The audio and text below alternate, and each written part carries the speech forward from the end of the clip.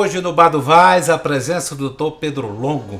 O Dr. Pedro Longo, que era da vara da família e que resolveu se aposentar, mas não resolveu parar de trabalhar.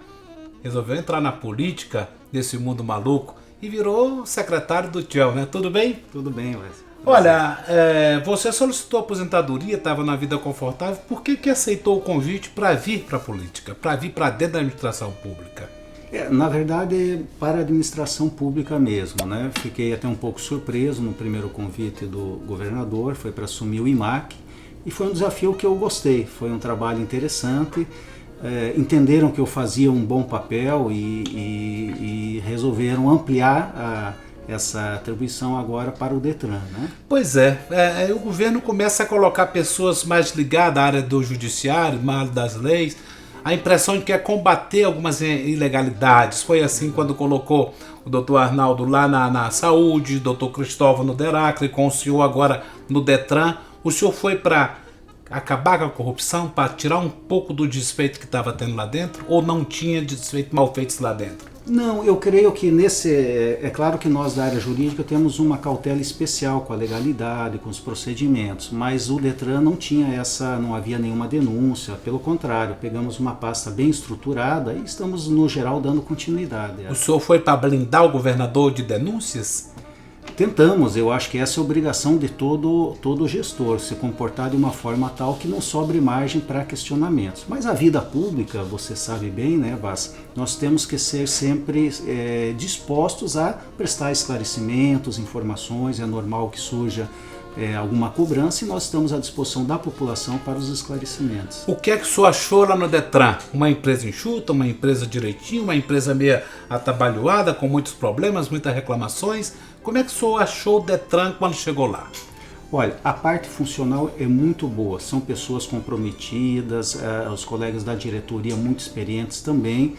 Nós temos algumas dificuldades na parte estrutural de prédios, né? Nós trabalhamos com prédios improvisados, locais antigos, a maior parte alugados, tanto que um dos projetos da nossa modernização é conseguirmos construir finalmente uma sede própria para o Detran que reúna todos os serviços, que a pessoa possa no mesmo lugar fazer a vistoria do veículo, renovar a sua habilitação, fazer o teste da autoescola. É só um sonho ou tem um pouco de realidade nisso?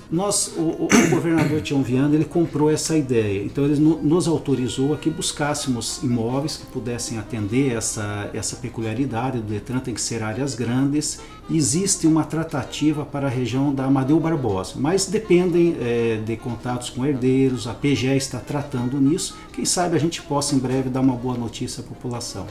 Quando as pessoas reclamavam muito do atendimento no Detran, que demorava demais, que tinha um posto que pudesse pagar as guias dentro do Detran, mas que não funcionava, o senhor chegou lá e criou o Detran Amigo. O que é esse Detran Amigo? O que ele facilitou a vida dos condutores? Olha, o Detran Amigo, Roberto, ele é um projeto, ele não se encerra. Então nós quisemos primeiro dar mais conforto aos usuários. A pessoa que vai no Detran, ele já está pagando as suas taxas, o IPVA vai para o Estado, mas ele não sabe, a população acha que é o Detran que arrecada tudo, né? Eventualmente tem uma multa, tem uma série de situações. Então primeiro, vamos dar conforto, liberamos a internet para todo usuário. Se ele aguardar numa fila, ele pelo menos fica lá, consulta a rede social, lê as notícias. Se quiser, paga o boleto do banco ali pelo telefone celular mesmo. Foi um primeiro gesto. Um segundo foi de enviar via Correios o aviso. Quando você tiver 60 dias do vencimento da sua habilitação, você vai receber lá, se o seu endereço estiver atualizado, uma cartinha com esse aviso. Estamos implementando outros serviços no site. A ideia é que daqui a pouco a população nem precise ir ao Detran para resolver a maior parte das ocorrências. Ela possa fazer isso de casa, pela internet. Esse é o chamado projeto Detran Amigo. Qual é o principal problema do trânsito de Rio Branco, doutor Pedro? Olha, Roberto, Rio Branco é uma cidade que não foi planejada, né? Então nós temos vias estreitas, esse sem dúvida é um problema. Temos uma frota crescendo muito a cada mês, são milhares de novos veículos adentrando ao nosso trânsito. Então nós temos que fazer um trabalho de engenharia de tráfego muito grande. Não é um problema só do Rio Branco, muitas cidades enfrentam, mas aqui a peculiaridade é de termos ruas estreitas, a maior parte com fluxo nas duas mãos, e ainda veículos de porte grande que ainda acabam acessando ao centro da cidade, embora não devessem. O senhor é a favor da álcool zero? Perfeitamente. Álcool zero é uma política de governo. E no Acre, álcool zero tem um resultado satisfatório? Deu do ponto de vista da conscientização, mas principalmente da redução de acidentes com vítimas fatais. E econômico?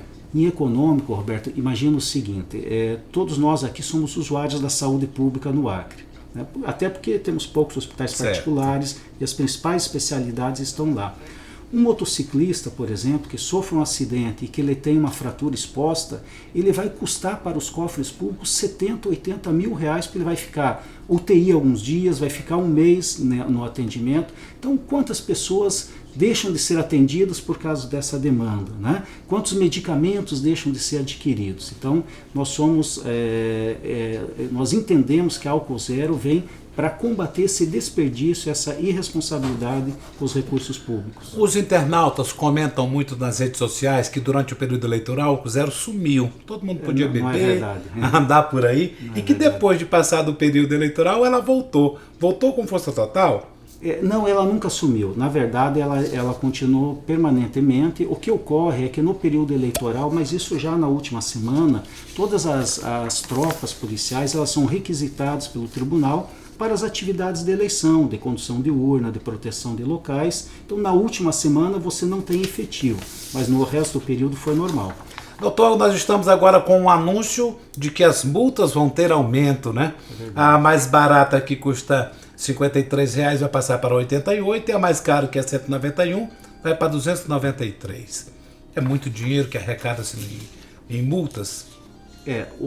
As multas ficaram cerca de 15 anos sem correção, porque elas eram fixadas em UFIR, né? Então agora foram atualizadas, é uma correção desse período todo, e temos multas inclusive maiores que essas, né? Quando houver a multa do álcool zero, por exemplo, ela vai a quase R$ 3.000. Então são valores bastante expressivos, sim. O ideal para nós seria que nós não arrecadássemos um centavo, bastaria que não houvesse infrações de trânsito, né? Nós não temos nenhum prazer em autuar. É uma exigência legal quando de fato a educação não conseguiu surtir efeito. Vamos a números. Em média, quanto o Detran arrecada por mês com IPVA, licenciamento, com seguro obrigatório, com as multas que acontecem no dia a dia? Olha, nós temos o nosso orçamento anual em torno de 53 milhões. Talvez arrecade um pouco a mais, talvez surpreenda um pouquinho, mas é mais ou menos isso. Esse foi o último número? Isso, nós estamos imaginando que vamos fechar 2016 com esse valor. O Detran publica esses dados? Totalmente. Pode ser de conhecimento do... São de conhecimento, inclusive nós divulgamos a arrecadação específica das multas, de cada uma das taxas.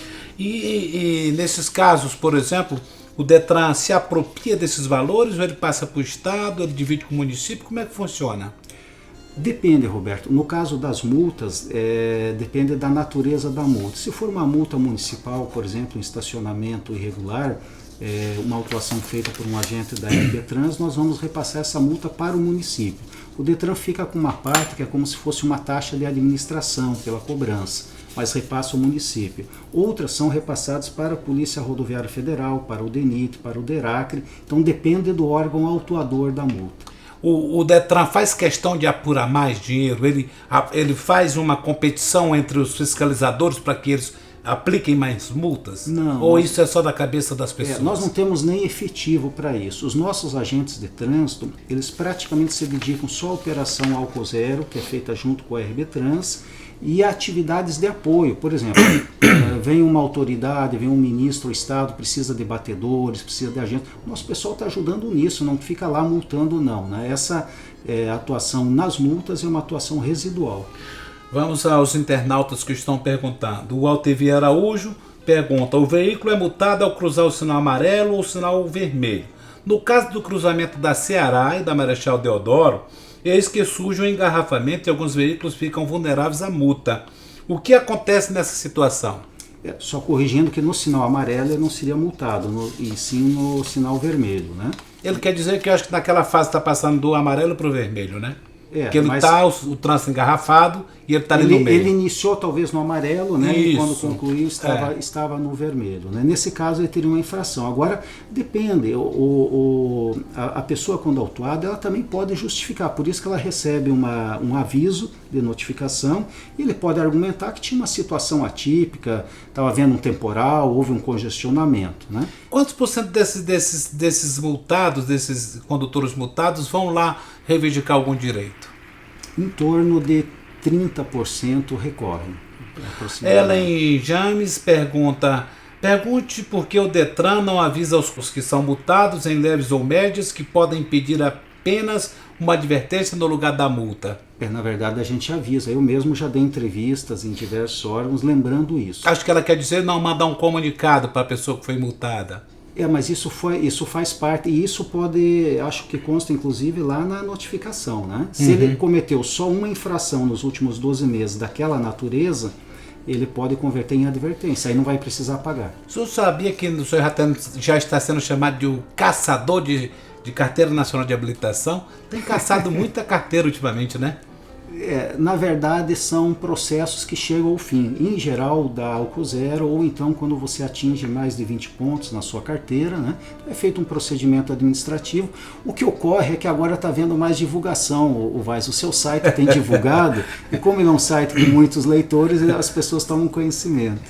De qualquer modo, há uma fiscalização do Detran muito acirrada sobre o condutor que não está dentro da lei, né? Claro, mas isso sempre houve. Bom, vamos falar de política? Seria injusto te trazer aqui, não falar de política, não falar do PSL. PSL cresceu, né, doutor? É verdade, nós tivemos um resultado surpreendente, né? Eu não diria surpreendente porque nós trabalhamos para isso, mas que surpreendeu de alguma maneira aqueles que não acompanhavam o nosso trabalho. Fizemos 2 vereadores na capital, um vereador em Cruzeiro do Sul, um vereador em Sena Madureira, em Acrelândia, vice-prefeito em Acrelândia. Então tivemos um salto, né, bastante representativo. E agora para 2018, tem muitos secretários já ensaiando um passo, uma saída para ser candidato. O senhor está nesse time também? Vaz, eu não excluo essa possibilidade, né? Eu tenho sido instado por amigos, por companheiros do governo a considerar essa possibilidade. Mas essa é uma decisão que eu não posso tomar sozinho, é uma decisão que envolve a família, que envolve as pessoas. O senhor gosta de próximas. Política mesmo, doutor? Eu gosto sim, acho que política é uma atividade nobre e eu fico preocupado quando as pessoas não dão atenção à política, porque aí outros decidem por nós. Eu gosto de participar. O senhor é a favor de que o eleitor deve votar no dia da eleição? Eu acho que sim, mas eu seria contra hoje a obrigatoriedade do voto. Eu acho que ele deve votar, mas deve votar porque está convencido, porque quer participar e não por ser uma obrigação legal. E o que é que o senhor achou do ex-presidente Lula de não ter ido votar no segundo turno? Não se sentiu à vontade, não tinha candidato da preferência dele, ele não foi votar. Acha uma atitude correta para um ex-presidente, um líder como é o Lula? Legalmente ele já tem uma idade que permite a ele não votar sem sofrer nenhuma sanção por Mas isso. Ele quer voto. E eu acho que e agora eu acho que politicamente, penso que tenha sido isso que o motivou, nenhum dos 2 candidatos que disputavam o município tinham qualquer identidade. Eu penso que tenha sido essa a opção dele. Bom, vamos tomar um vinho, mas antes eu quero dizer para o nosso internauta que o doutor está de motorista e por isso mesmo ele pode tomar um vinho aqui conosco, né? E eu pergunto, Pedro, um vinho assim, com a família, com a esposa, depois de um jantar, o condutor pode ser penalizado só por um simples copo de vinho, uma taça de vinho, ou você acha que isso é um exagero da lei? Eu acho que não. Eu acho que, Roberto, essa é uma nova, digamos assim, há muito tempo atrás, todos nós, eu penso que já tenhamos experimentado esse risco de dirigir depois de consumir alguma bebida. Mas não se justifica mais isso hoje, né? Está provado que a redução da sua percepção de riscos aumenta muito. E não é só bebida, é dirigir com celular. Tem gente trocando mensagem no celular. Né? Tá muito frequente, né? É um absurdo. Como é que vocês vão fiscalizar isso, doutor Pedro? Nós tentamos com os recursos que nós dispomos, né? Agora é difícil, porque nem sempre isso é flagrado no exato momento. Agora, o risco é muito grande. Vocês estão em cima? Estamos em cima. Fiscalizando? Fiscalizando. Muito obrigado pela sua companhia aqui no bar. Obrigado também. Parabéns pelo trabalho que o senhor faz, pela beleza do trabalho, pela clareza, né, transparência. E é isso que a gente quer, um Detran atuante, transparente e mostrando o que faz. Obrigado. Continue conosco acompanhando a nossa programação pelo nosso AC24 Hora Play. Você acompanha o Gameleira Connection e o Bar do Vaz. Até a próxima.